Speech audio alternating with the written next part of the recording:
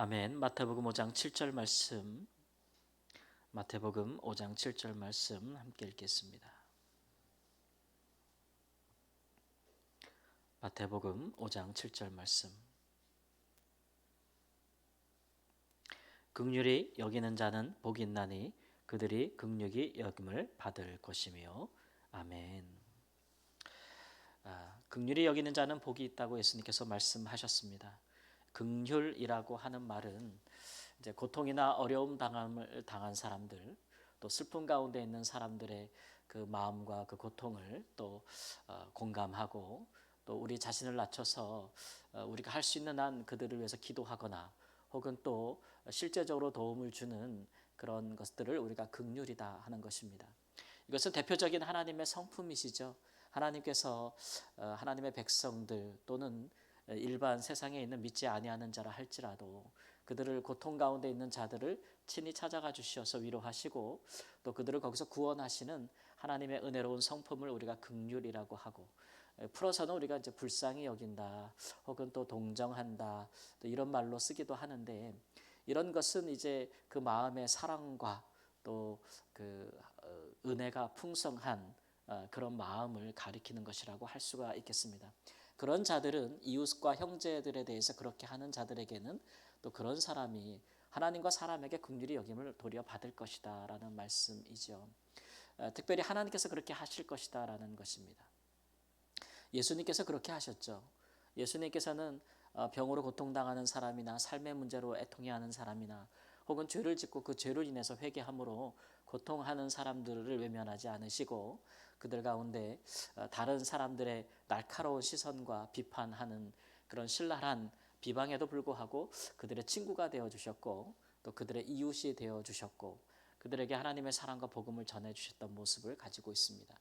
이러한 예수님의 이웃을 향한 그 예수님의 이러한 태도, 긍휼 있는 태도는 하나님이 이제 우리에게 어떻게 하시는가에 달려 있는 것이라 할 수 있겠죠. 하나님께서는 물론 우리가 하나님을 알지 못할 때라도, 성경 말씀대로 하면 죄 가운데 하나님과 원수 되었을 때라 할지라도 먼저 우리에게 찾아와서 긍휼을 베푸시는 분이다라고 말씀하고 있습니다. 그래서 하나님은 긍휼을 베풀 자에게 긍휼을 베푼다라고 말씀하고 있죠. 그러나 반면에 하나님의 긍휼을 입은 사람들이 이웃과 형제들에게 긍휼을 베풀지 않는다면 하나님께서 그런 자에게 긍휼을 베푸는 복을 앞으로 주시겠는가에 대한 근본적인 질문을 우리가 할 수 있습니다. 예수님께서 이웃을 사랑하려 할 때에 우리가 어떻게 사랑할 수 있습니까? 라고 말한다면, 네가 남에게 대접을 받고 싶은 대로 너도 남을 대접하라.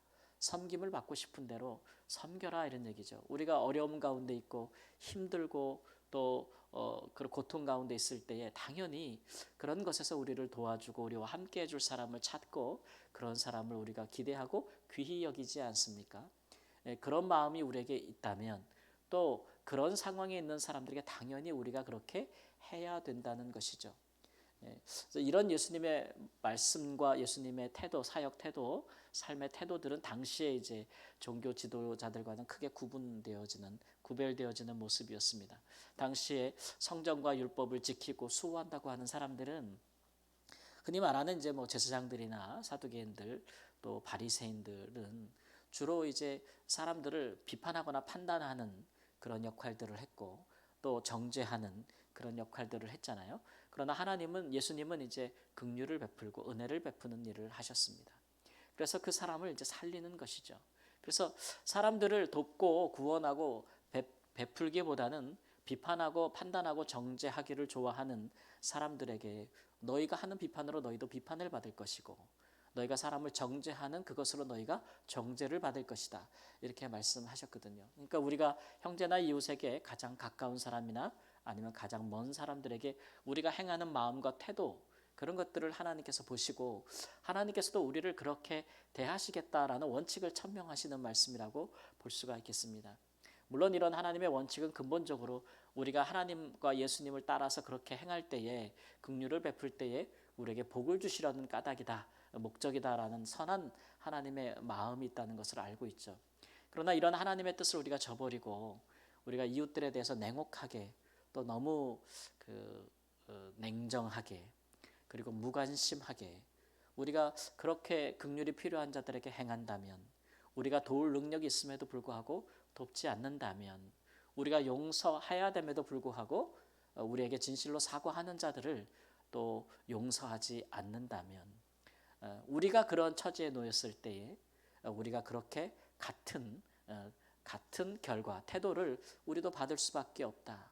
그래서 예수님께서도 기도를 가르쳐 주실 때 우리가 죄를 용서해 주세요 하나님이라고 기도하기 전에 먼저 우리가 우리에게 죄 지은 자를 사하여 준 것 같이 우리 죄를 사하여 달라고 그렇게 기도하는 것이 마땅하다고 가르쳐 주시지 않았습니까?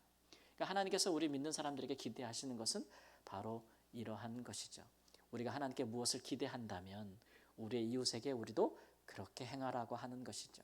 그것이 이웃을 사랑하는 길이고 그것이 하나님의 뜻을 실행하는 그런 도가 될 것이다 라고 우리에게 가르쳐 주시는 것입니다.